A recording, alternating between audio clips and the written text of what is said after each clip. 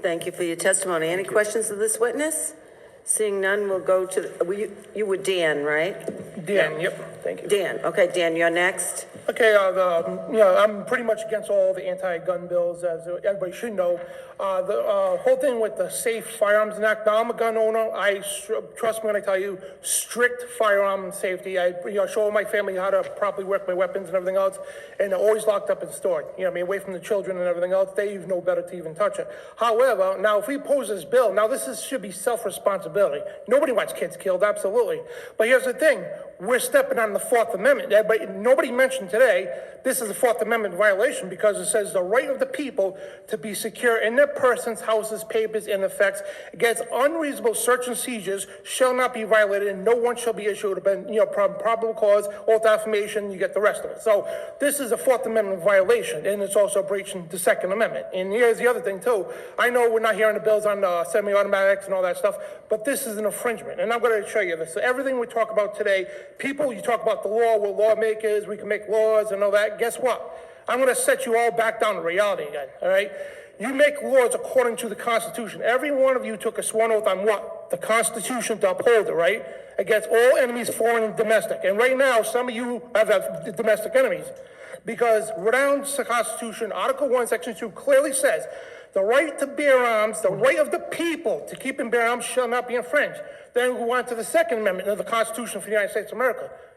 And the Second Amendment, and I'm going to define it because I know there's a lot of so-called lawyers out here that like to say the Second Amendment is only from National Guard and all this stuff. No, this is from James Madison himself.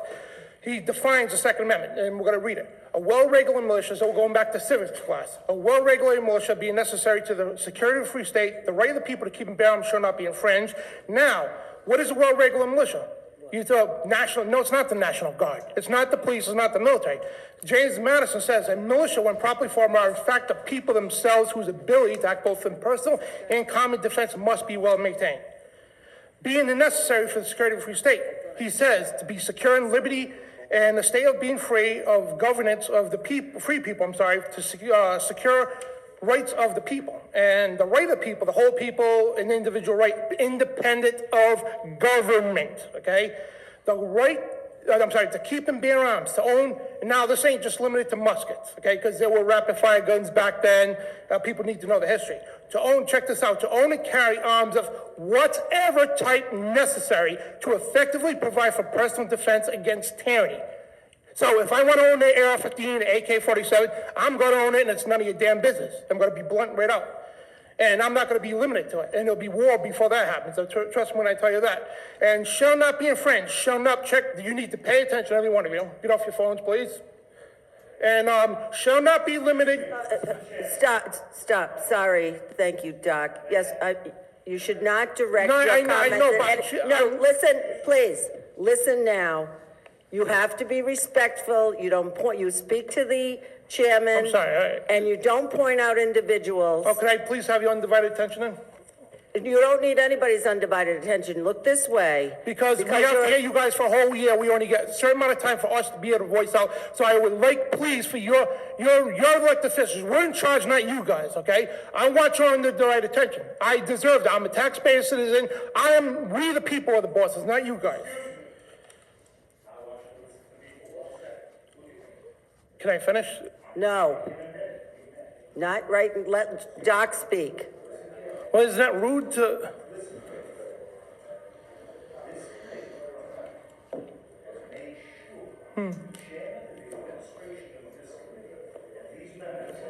Everyone has had an opportunity to speak as long as they want.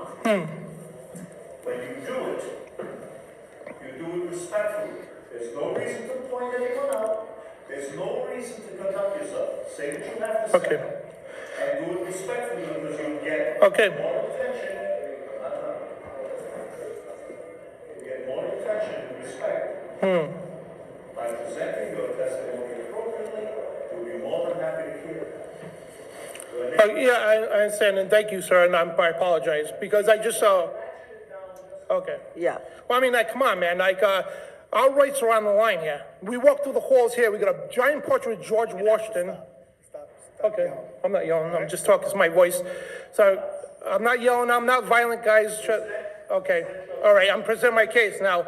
Shall not be infringed, right? It says, James Madison, shall not be limited, regulated, federally regulated, I'm sorry, excessively taxed or encroach upon in any manner, plain and simple.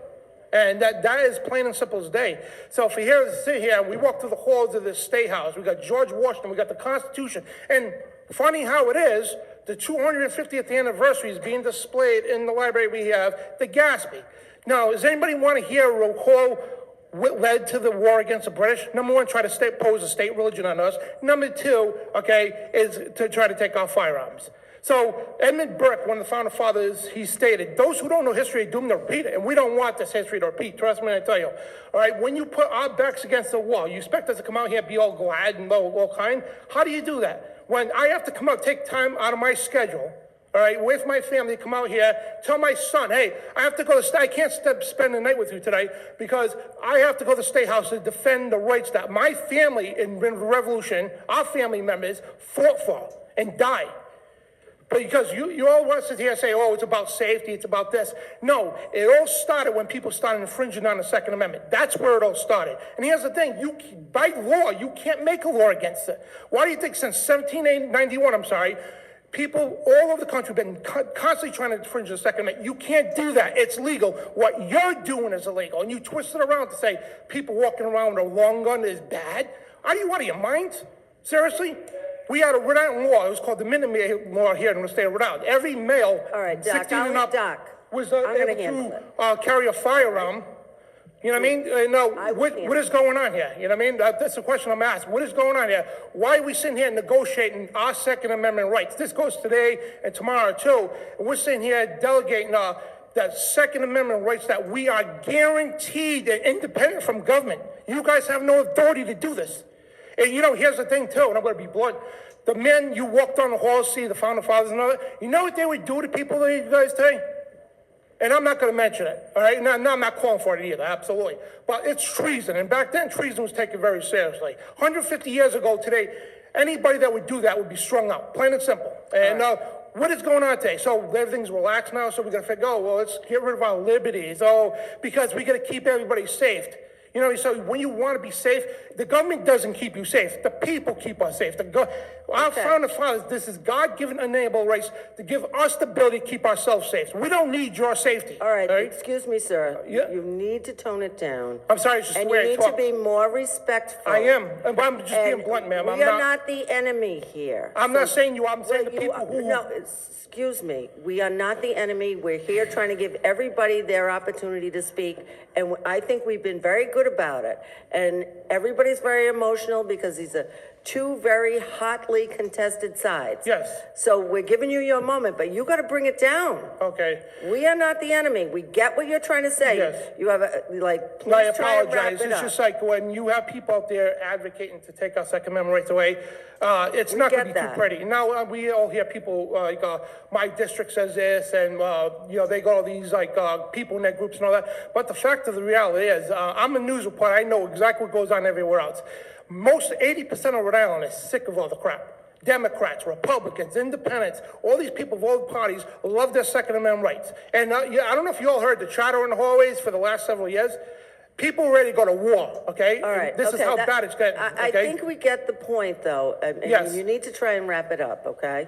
Well, I'm just trying to make my case. Well, I think you made yourself very clear, honestly. Okay, and I thank you for that. But here's the thing. Again, all year long, we have to listen to this. I got to sit at home and listen, they're negotiating some common sense. There's not common sense about it. You don't touch the Second Amendment, bottom line. All right, and if somebody wants to walk down the street with a firearm, that's a God-given right to do that. Nobody can do it. No, sir, that is not. It's in the Rhode Island State We Constitution. have to have rules in this country and in this state. Please, I think Marbury we got versus your Madison. Marbury versus Madison said any law that's repugnant to the Constitution, guess what? Null and void. Bam. You know what I mean? And so I'm not trying to be rude here, but I'm just trying to state my case here. And I think we got it. I think you got it loud and clear. Well, let me finish. Can I finish? Can you wrap it up quickly?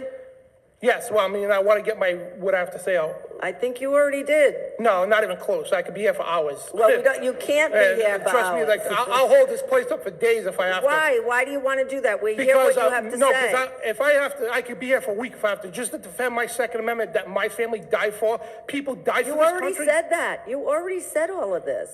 Yeah, but you guys keep cutting me off.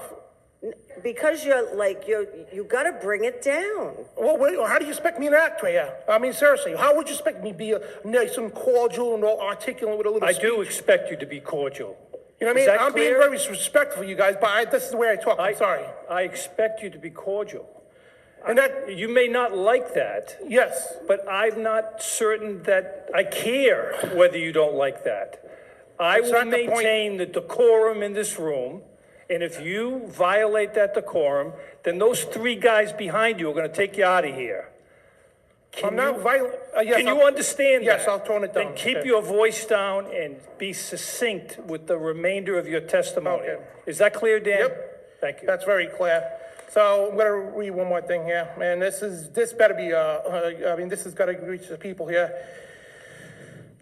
Yeah, because our Declaration of Independence says, but when a long train of abuses and interpretations pursuing unveilable the same objective evidences of designed to reduce them under absolute despotism, it is their right and their duty to overthrow such government to provide new guards for the future. So if these gun bills are passed, we're not going to go to hammer you guys to the legislation. Oh man, we're going to do everything in our power, okay, to make sure everybody behind these bills are voted out. And then also, if I get into the office, I plan on running for office one day.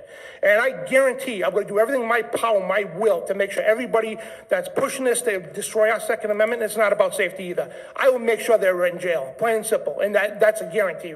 You know what I mean? Take it as a threatened promise, because I am not going to tolerate, not on my watch, I am not going to tolerate my civil liberties. Yeah, I'm only more man, but I speak for tens of thousands of Rhode Islanders. People don't grasp the gratitude here, the gravity of this, okay? You're ready to create a civil war. I don't know if y'all heard what's going on out there, but people are sick of it. People are not going to comply. Like the bump stock laws, how many bump stocks were turned in?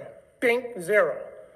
Nobody's going to turn in magazines. Nobody's going to comply to this. And if my house, okay, I can have what I want, many as I want. It's not a darn thing anybody's going to do about it. Plain and simple. This is my constitutional right, my God-given Heavenly Father God, Yeshua Jesus Christ.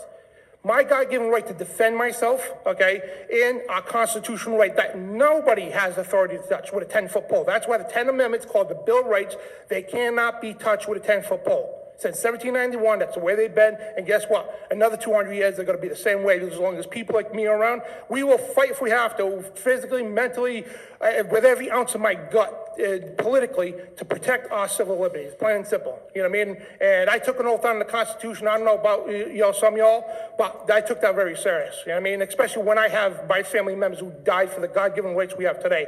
That hits home, man. You know what I mean? My family goes back to the King Philip War on the Wampanoag, when they tried to, the British tried to enforce gun control with them.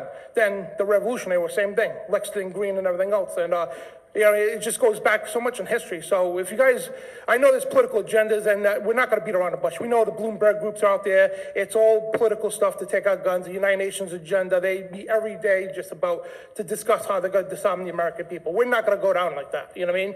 And that day when these UN troops come down our streets, guess what? They're going to be going back in body bags. And the thing is, nobody cares. Okay, let's.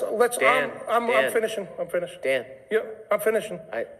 But nobody's, here's my final, here's my finish. Here's my finish. Thank you for your testimony. The Ukraine, right? Nobody says, oh, yes, let's arm the Ukraine to defend the country, right?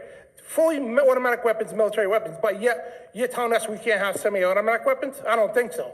And hundreds of thousands of military guns just given up in Afghanistan. Oh, we're not supposed to fret about that, but let's attack law-abiding citizens here because we have semi-automatic weapons. I agree. It doesn't matter, okay? I'm just talking about all these bills. It does matter. Okay, enough attacking the Second Amendment. We're fed up, we're ticked off, plain and simple. And you know what I mean, we're gonna be every year fighting day and night. And again, if I have to speak for hours on hours to keep you all here to 6, 7 in the morning, the next morning I will do that, plain and simple. I could talk for days, okay? And just to defend my civil liberties. I don't care if my voice gives out, whatever. I'm going to defend my civil liberties till the cows come home. I told you all 2 years ago, if I had to come back here again, I'm going to talk, okay? They'll have to drag me out, and I'm going to talk and talk and talk until you guys get the point that we are not relinquishing our civil liberties. plain and simple. 1776 will begin again if that happens, plain and simple. We have a right in this country, and we're not giving it up. Get over it, okay? The Second Amendment is not up for vote. It's set in stone, plain and simple. Shall not be infringed, bottom line. Dan? And That's I'm the done, end- so God that's the bless end you of all. your testimony. God bless and thank you all for supporting our gun rights, the ones who are there. And the other ones, please, go back and read the Constitution. Dan? God bless you. That's it. Next witness is Eric Beeler.